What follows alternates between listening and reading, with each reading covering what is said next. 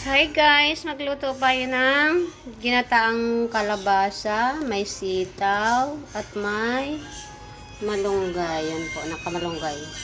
Ang malunggay po dito nilalagay namin sa freezer para anytime na gusto namin gumamit, kukuha na lang po. Ayan. Haluin ko po yung gata para hindi siya magkumbaga yung mag buo-buo. Yan. Gata na dilata. Ang masarap. Yan na po ang sangkap niya. May sibuyas na, may walang kamatis para hindi siya yung magpanis agad. Kasi sobrang na po dito mainit at summer. Yan. Antayin ko na lang pong kumulo ang gata at ilalagay ko po ang malunggay. Nakulo-kulo na po siya at nangangamay ng yung amoy na gulay ba.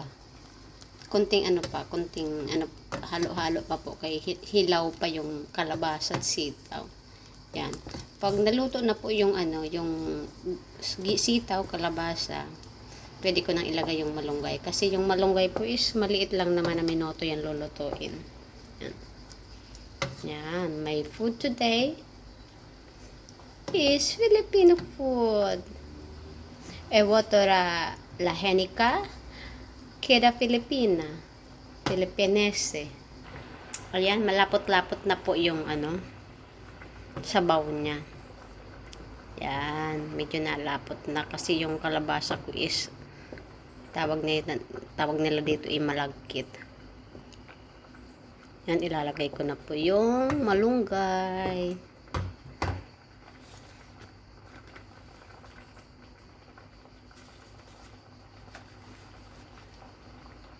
Yan. Half ko lang po yung malunggay. Then the rest, ilalagay ko sa freezer. Para next time gusto kong magluto. Halimbawa, noodles. Isasahog ko yung malunggay. Yan. Kasi mahirap po dito magpatubo ng malunggay. Kasi tuwing winter, namamatay. Kaya ang ginagawa po ng mga Pinay, yung iba nilalagay sa paso. Pag winter nilalagay sa paso. Para pag yung tag-ulan na winter na ng lamig, ipapasok sa bahay yung sanga. Tapos pag spring na naman po, yan naman para tumubo. Ganun po ang technique dito.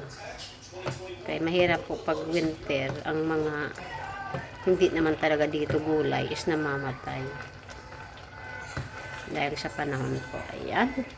Luto na pong aking malunggay. Time to eat now. Ayan. Para kahit nasa malayo man tayo, parang nasa Pilipinas pa rin.